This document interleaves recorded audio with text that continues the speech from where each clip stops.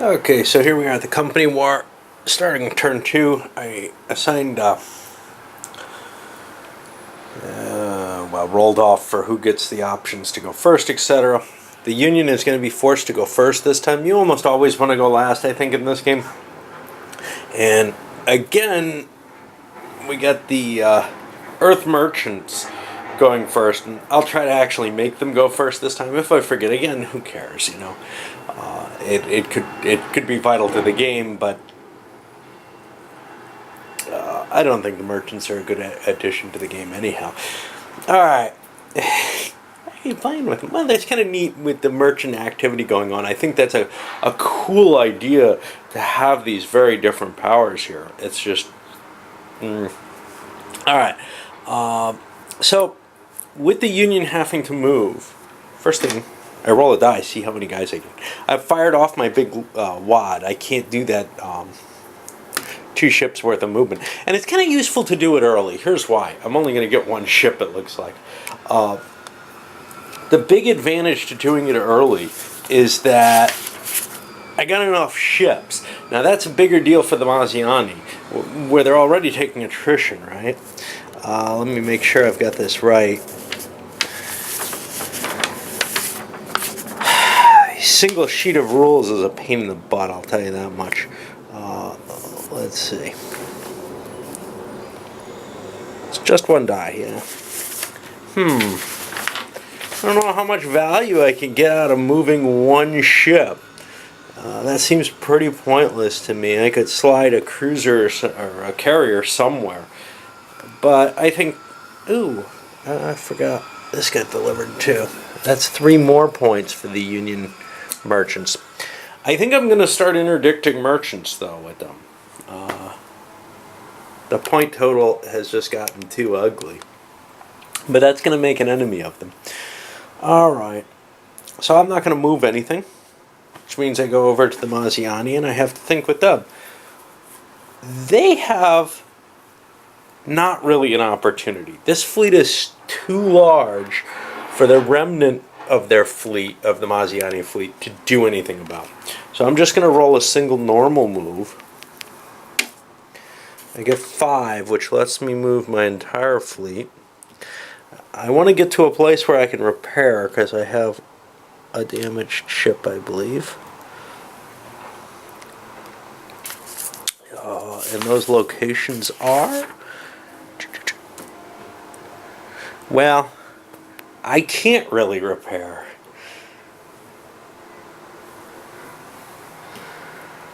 I'll pull back to Pan Paris, which was my base. Now, what did I have? 5 movement? That's 1, 2 here. That means I can move 3 more ships.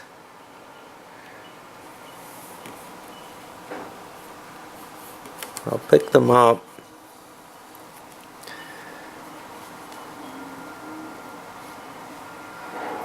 And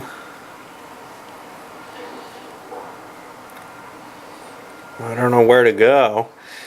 There's lots of places.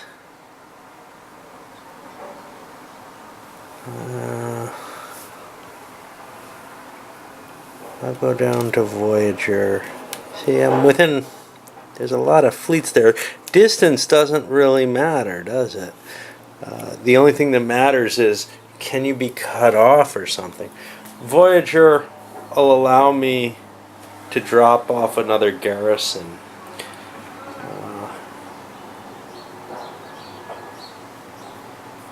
But you know... Wait, I had 5. 1, 2, 3... I should only have 2 more. I don't know why I moved so many.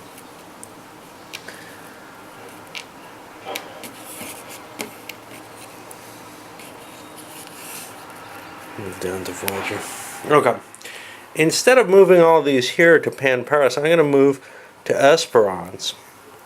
I kind of want to protect Pan Paris, but that's okay. More important is me getting these garrisons out. It takes 3 ships to force one to surrender, so that takes a decent size hunk of Union movement. Now I'll go to the merchants. I'm going to walk away for them because I don't think their choices are as interesting. We haven't seen it yet, but some neat stuff happens on this board in the two-player military roles. Nothing really interesting happens due to the merchants. Okay, well, not much happened here. But we saw the big naval movements. The merchants talk to the people they're near. And the Union merchant, well, basically the Union itself said, I'm not letting any of you through Cytene anymore. And that's interdicted. You got to give me victory points or something if you want to go through there.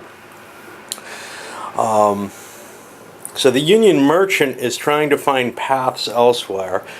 We can score some of their points here. They can't get to Cytene with this. They can't just flush a cargo from what I understand. So that's 2 for them. This, they're sailing. It's also going to Wyatt's. They have nothing. This one, I don't think they terribly want to be here. They're trying to find a way around. Fargon and Voyager, they're trying to find a way down here. That's kind of problematic because they may have to pay to go through Pell.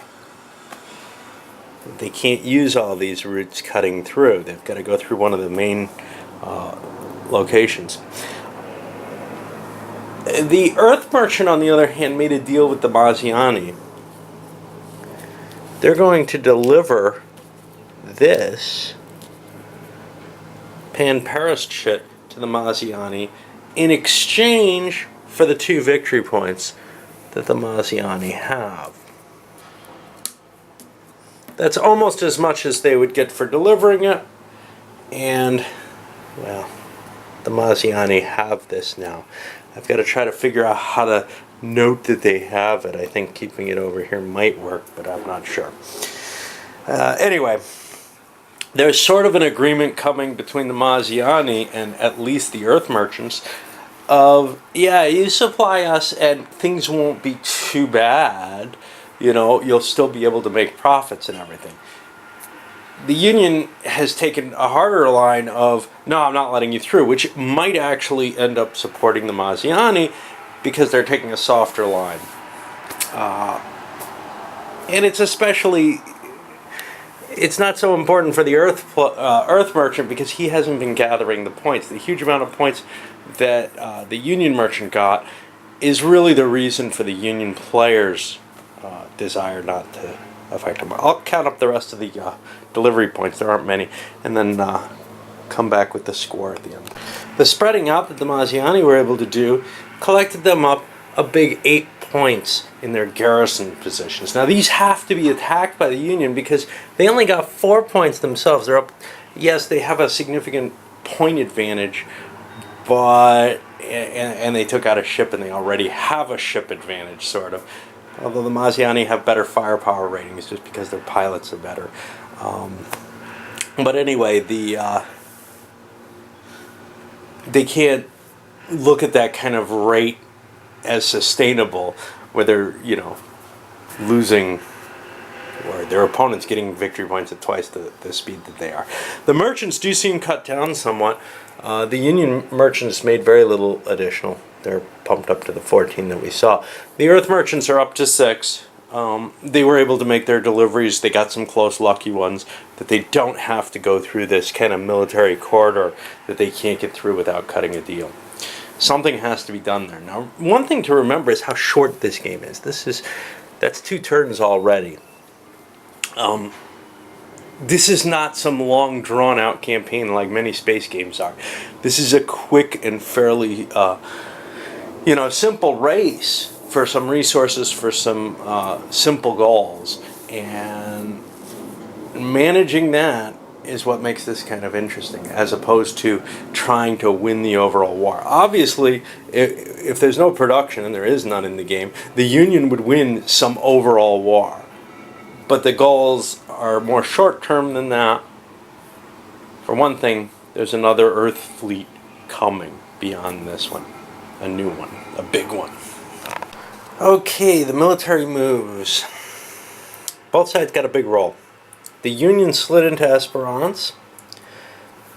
That drove the Maziani away, who also got a big enough role to get away. In fact, they got their damaged carrier back up here to Pan Paris, where they'll get to repair it because they have this point. But they sent 5 ships, carriers, out here to face 4 carriers on Paradise. Now these happen to be the carriers without fighter support, because the fighter support ones went to Esperance. We also have some heavy cruisers joining this fleet. The idea there being, I wanted to keep some mobile carriers back here, uncommitted, defending Saitine among other things, but also in case I wanted to create a 3rd task force. Anyway, we're going to have a showdown here, but first we got to do the merchants. And again, the ordering fell out just like it has every turn except the first, which the Union really got the drop with. Now comes the negotiation aspect. I've moved some of the merchants. I've got this stack. He's going into Paradise here. But he wants a couple of things. And he's not getting them, so he's going to attack the Union. He wanted access through Saitine. He wants access. He basically wants access for the rest of the game. The Union's not willing to give him that. The Union says, no, you're doing well enough. In exchange, though, for not getting that, he's going to attack them. Because, for one thing, he wants to deliver goods at Saitine, and that's not going to be possible with the Union Navy there to stop him. So, both he and his system ships are going to be joining the Maziani here in an attack on Paradise. No other fighting is going on, actually. The Earth merchants are in a somewhat of an alliance with the Maziani as well. The initial setup was such so that the Union was mainly facing merchant ships. We get the merchants trying to slip around behind them. There's a blind spot on a carrier, but it's tiny. So really, because there's more than one carrier stack, they could hit everything they wanted to. And the system ships, the in-system ships, came in to attack as well. The merchants actually got a decent number of hits on the Union. We'll see how they resolve. The merchants, though, took some pretty heavy damage from this. Forgot to move some of the Maziani, the carriers themselves up. I sent their fighters in, so I moved the rest of the fleet in. Took care of the hits. The Union's taken significant damage. They're going to pull out of here. Now, I would have, obviously as the Union player, I'd like to be able to pull out right away, but that I don't feel like that represents the game at all. I've only been fired at 1 round. So I don't think I can actually disengage, and I think I'm too far away anyway to do so. So I'll have to kind of slither my way towards maybe this edge, trying to stay away from the Maziani ships because they have higher firepower. The merchants may not wish to engage, at least with the guy who's got shipment due here. The other ship, it doesn't really matter because merchant ships come back automatically. They become sort of suicide fighters, which it feels a little weird to me, but whatever. There being no cost to losing their ships. At least I think. Let's look at this.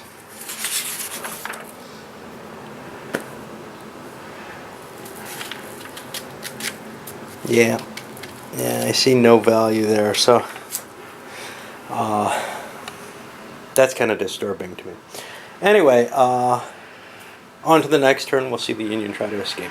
And after the second round of firing, there wasn't a lot here, only a long-range engagement at all by the Maziani, but at this point the Union is in range and has taken hits, so they can just spin and turn off the map next turn. There's really nothing that can be done. The merchant was actually caught facing the wrong way. They had to move her first. They were more interested in getting to the station, but we did see one carrier die, and here's the thing. Killing a carrier, who is it worth victory points to, and to whom? Well, the way these are worded, the Maziani gets 3 points for every Union light carrier and carrier destroyed. It doesn't say anything about who does it, and militarily it makes sense. It doesn't really matter if you killed it or not. So I'm going to give the Maziani the 3 points for that carrier. The merchants are uninterested. They don't have any victory points listed for that. And then I'll take care of the deliveries, and I'll come back after the points are spread. You can be rest assured that the Union merchant will be allowed to deliver at Paradise. I threw the resource chit in for repairing this ship at Pan Paris. It's now okay. I don't think there are going to be any other repairs except for the merchant's automatic free ones. As we hit the end of the turn, a little die here to remind me, we see the victory points between the Union merchant and the Union itself are tied. The Maziani shortly behind that, and the Earth merchant doing okay, doing much more poorly. Let's see what happened. First of all, deliveries were made, and the Union merchant was able to make some important locational deliveries. Plus, the Maziani get 3, 6, 7 garrison points for the territories they have. 2 Union plus 1 of their own. The Union itself got 1, 2, 3, 4 points for ungarrisoned stuff. Again, not making a good return on their situation in comparison to the Maziani. The Union merchant has to be kind of worried about what the Maziani's point situation is. But the Maziani didn't interfere in Paradise, and better yet, they paid 1 victory point for a Cytine chit. It doesn't feel like the Union's going to be able to leverage the Cytine. That's half the value of the chit. It's good for everybody in this case. Well, it's good for everybody involved in the trade. Not so good for the people who aren't, of course. Anyway, I'm going to load this one up. This is zooming along kind of nicely. I like the interaction of the trade deals where the Maziani are reliant on it. It's kind of interesting that the Union aren't reliant on it, because that puts them in a position where they don't have as much of a deal to make with the merchants. They want to tax the merchants with this consistent, yeah, well, you pay us some victory points and we'll let you trade. Whereas the Maziani come off more as the good guys, as they did in the books with regard to merchants, saying, we'll buy your stuff and let you go free. They don't have to. It just is how this devolved and how it often devolves, because the Union has the military advantage, it looks like. It's not such a big deal.